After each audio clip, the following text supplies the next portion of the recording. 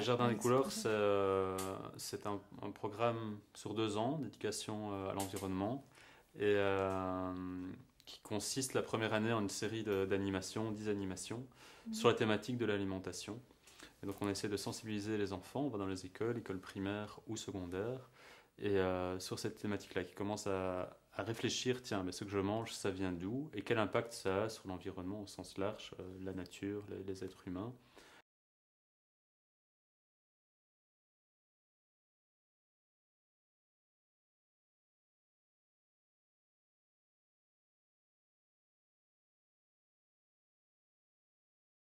Je me rappelle de quelques animations phares, animations clés, telles que la sortie au Deleuze pour aller découvrir des étiquettes de produits, un peu les analyser, regarder d'où viennent les produits que nous achetons. On a fait une enquête donc par rapport à un menu. On a été voir dans les grandes surfaces d'où venait chaque aliment. Et puis après, en classe, avec une grande carte du monde, on a mesuré en kilomètres la distance que ce fruit ou légume avait parcouru jusque chez nous. Et combien de nœuds alors? 3. 3 nœuds. Alors on avait dit qu'un nœud c'était combien tout ça? 1000 km. Donc 3000 km pour les haricots du Maroc. Ils ont poussé au Maroc, ils sont venus en avion. Est-ce que quelqu'un a déjà été au Maroc? Moi, Ouais, t'as déjà été? je suis marocain. T'es marocain d'origine, ouais? Oui. Et c'était un long voyage? C'était conclu par une représentation de la Terre par un enfant qui mettait des couches de manteau sur lui en fonction Alors, du donc réchauffement tu es à la climatique. Terre, on a compté 9 manteaux parce que tu as un menu à 43 000 km, je te mets le premier. 5 000. Qui était dû au trajet parcouru par les produits qu'ils avaient repérés. Tu vois toujours avec la capuche là? Oui, je vois. Ouais. Alors voilà un petit peu, donc une terre avec le menu qui n'a pas fait beaucoup de kilomètres et une autre terre avec un menu qui a fait le tour du monde. On fait toujours des liens entre les différentes animations. On commence généralement par un petit rappel où on voit ce qu'on avait vu avant. Et parce que toutes les animations se tiennent les unes les autres, elles sont toutes autour de l'alimentation, de la plante, des humains qui mangent ces plantes. On veut vraiment montrer le système complexe dans lequel nous on se retrouve imbriqués, la plante se retrouve imbriquée. Une fois que les enfants ou les jeunes ont cette compréhension plus globale d'où se trouve l'alimentation, où ils se trouvent, les liens qu'il y a entre tout ça, ça se permet aussi de voir, tiens, moi, si je change mon comportement, je tire un peu une ficelle du système, et donc ça va avoir des impacts multiples, positifs, négatifs. On n'est pas dans une problématique linéaire. On est dans... au fait, il y a plein de ponts. On se jette dans un... C'est pour ça qu'on prend le temps aussi, qu'on prend 10 animations. C'est qu'on revient aux bases, on revient sur c'est quoi un être vivant, on revient sur c'est quoi la terre, le sol. Il se décompose et avec les feuilles mortes. Après, ça va dans la terre. Les insectes en font de la bonne terre. Après, ça monte dans les racines. Ça fait des fruits. Et après, le cycle recommence. Comme ça. Qu'est-ce que c'est que cette histoire? Il y a quelqu'un? Attends. Ah oui, je me souviens. Ah, tu te souviens aussi? La boule, c'était la graine. Et la bouteille, c'était ce qui entourait la graine. Donc, pour qu'elle puisse sortir. Après, elle commence à pousser. Elle commence à avoir du pollen et des pétales. Qu'est-ce qui allait se passer quand le pollen tombait à l'intérieur? Regardez, on avait repris aussi des photos de... Ah, tu te rappelles de ça? La partie, les fleurs se fanissent et la partie graine, Ouais. si c'est un pommier, et il commence à un peu grandir plus en plus et il commence à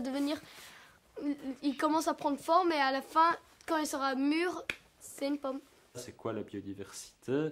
Et c'est super. Et puis on fait les liens entre tout ça et le sandwich qu'on mange à midi ou le poireau qu'on fait pousser dans le jardin potager.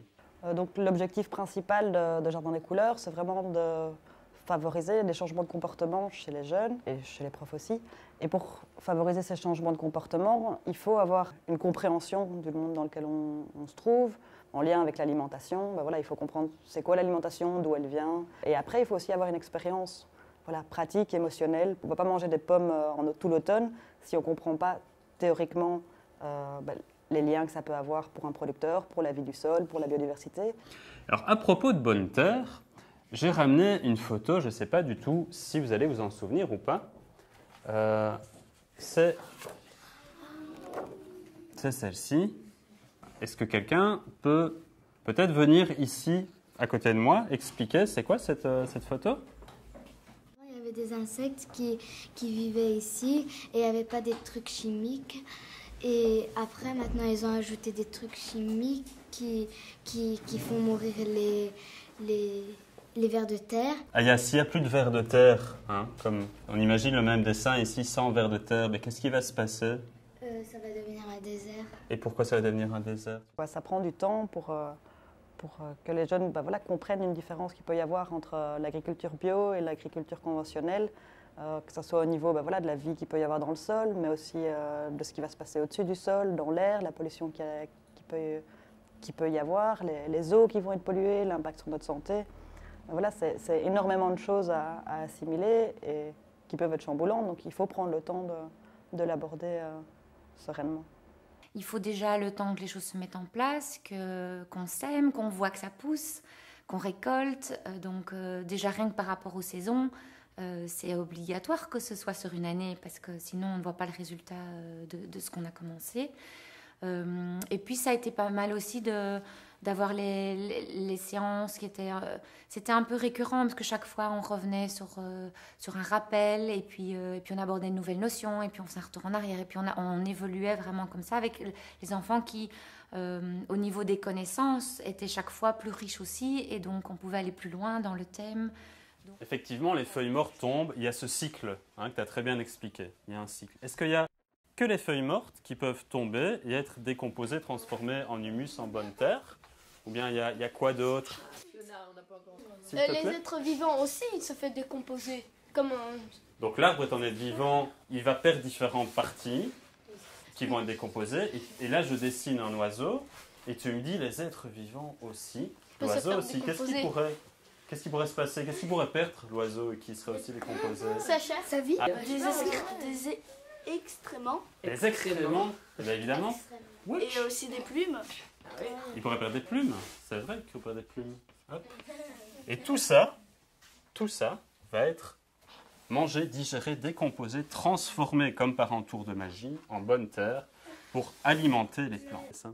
On est en train de se demander de se rappeler l'animation qu'on avait faite, ce que j'ai mangé hier. Okay. On avait dit par exemple, qui avait dit spaghetti avec de la viande dessus, une sauce bolognaise. La viande, ça vient d'où? Ça vient d'où la viande? Ça vient d'où la viande? C'est principalement les porcs et les bœufs. Alors on mange beaucoup dans nos régions du porc ou du bœuf. Hein, okay. Le bœuf, qu'est-ce qu'il mange, lui, le bœuf? Qu'est-ce qu'il mange, le bœuf? Il mange de l'herbe. Ah voilà, il mange de l'herbe. De la végétation. Puis alors, en tant qu'institutrice, c'était très très riche aussi d'avoir une animation et qu'on puisse nous axer les apprentissages en classe sur ces animations de base. Et le fait que ça a été toute l'année, ça a aussi permis de faire ça à son aise et de ne faire que ça pendant 2 mois. Donc, au niveau de la matière, tout ça, pour ne pas être trop secoué et pouvoir en parler et greffer des apprentissages grâce à ces séances aussi. On voit par exemple la vie du sol en classe avec des images, on se les imagine, mais après on peut aller au potager et les voir vraiment ce ver de terre, voir toute la diversité qu'il peut déjà y avoir dans le potager, tous les décomposeurs ou les plantes qui poussent spontanément. Parce que c'est énormément d'informations qu'il faut pouvoir diluer. Il faut qu'ils puissent faire les liens. C'est quand même parfois des concepts pas faciles à assimiler. Et puis, il faut qu'il y ait un déclic qui se fasse aussi sur, est-ce que moi je deviens acteur et tout ça ne se fait pas en 2 jours. En plus, comme on fait le lien avec le potager, qui est une expérience qui est vécue en lien avec les saisons, en lien avec une plante qui pousse, tout ça fait que, on peut pas faire ça en 1 semaine ou en 2 mois. Il faut vraiment rentrer dans ce rythme annuel et saisonnal. Alors, les enfants ont été très sensibles au fait de respecter déjà l'espace défini dans la cour, dans les potagers, très respectueux de ce qu'ils avaient entrepris et du matériel qu'ils avaient construit.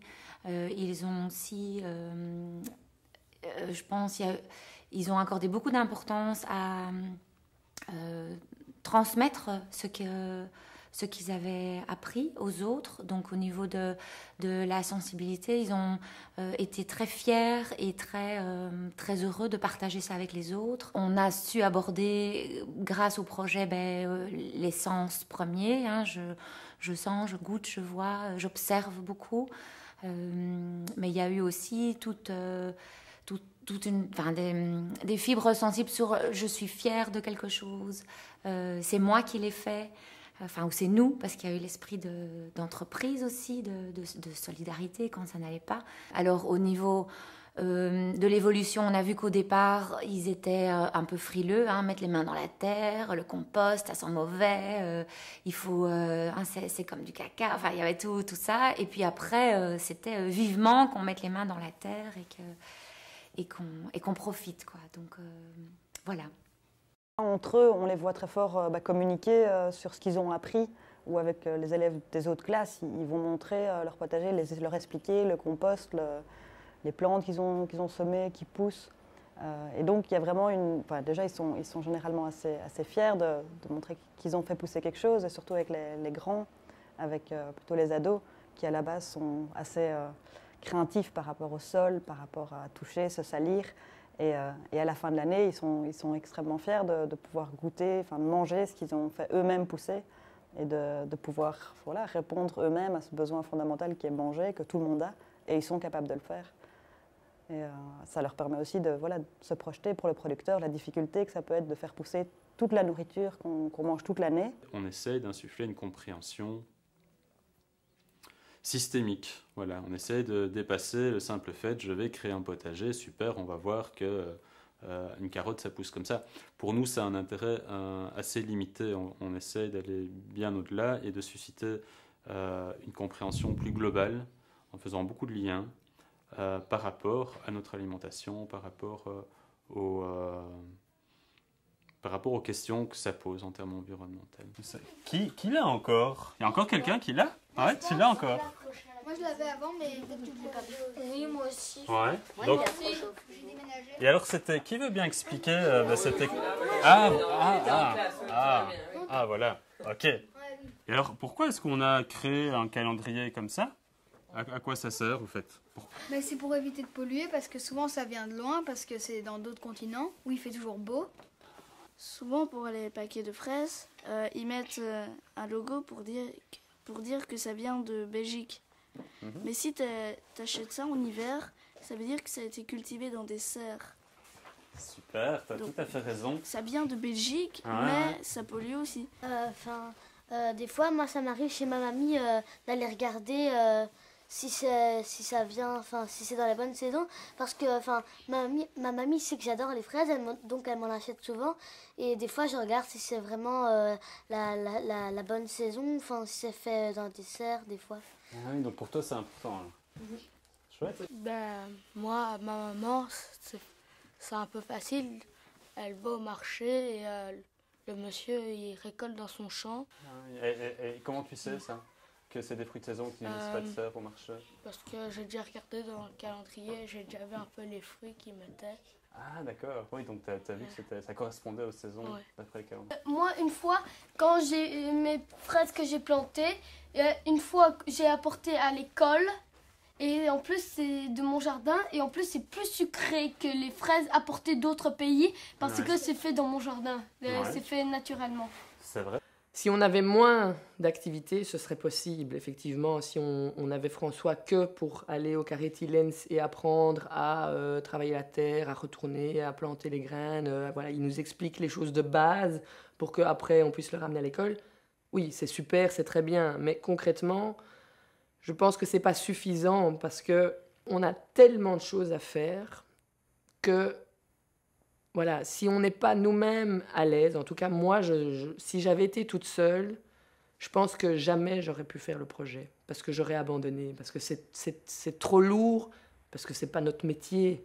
Alors aller au potager avec François, quand tout le monde est motivé, parce qu'on a déjà fait une super activité en classe, il drache, il pleut, on est trempé, on va avoir froid, mais c'est pas grave, on y va quand même, parce que ça va être chouette, parce qu'il y a eu tout ça avant. Donc oui, plus court. Alors ce serait plutôt de l'ordre d'une introduction, donner juste envie, mais pour que le projet s'ancre, s'enracine, j'avais envie de dire, et perdure, il fallait au moins ça. Je trouve quand même une deuxième année aurait été bénéfique pour que ça devienne un rythme, une habitude. Donc, mais c'était très très bien déjà un an. Mais le fait d'avoir les animations comme ça 10 fois sur l'année, ben ça nous a obligés entre guillemets à avoir toujours ça en présence d'esprit et de travailler ça vraiment régulièrement. On se sent maintenant cette deuxième année encore porteur du projet, mais on voit déjà que c'est plus difficile de mettre les choses en place, de refaire des groupes, de se réorganiser, de se réapproprier avec d'autres enfants. Donc être soutenu une deuxième année autant que l'année passée, pour moi, ça aurait vraiment été chouette pour être sûr qu'on ne se laisse pas emporter par d'autres choses dans la vie d'une classe. S'interroger de façon critique sur son alimentation, de façon systémique, donc avec un point de vue systémique et de façon critique, pour, de façon immédiate ou bien à terme, au fur et à mesure que l'enfant acquiert de plus en plus d'autonomie dans ses choix alimentaires, modifier des comportements chez l'enfant.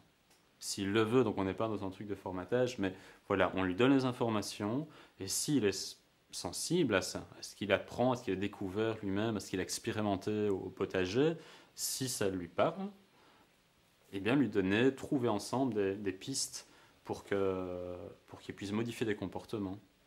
Et là, on est dans le durable, c'est-à-dire on est dans des comportements qui sont inscrits dans la durée.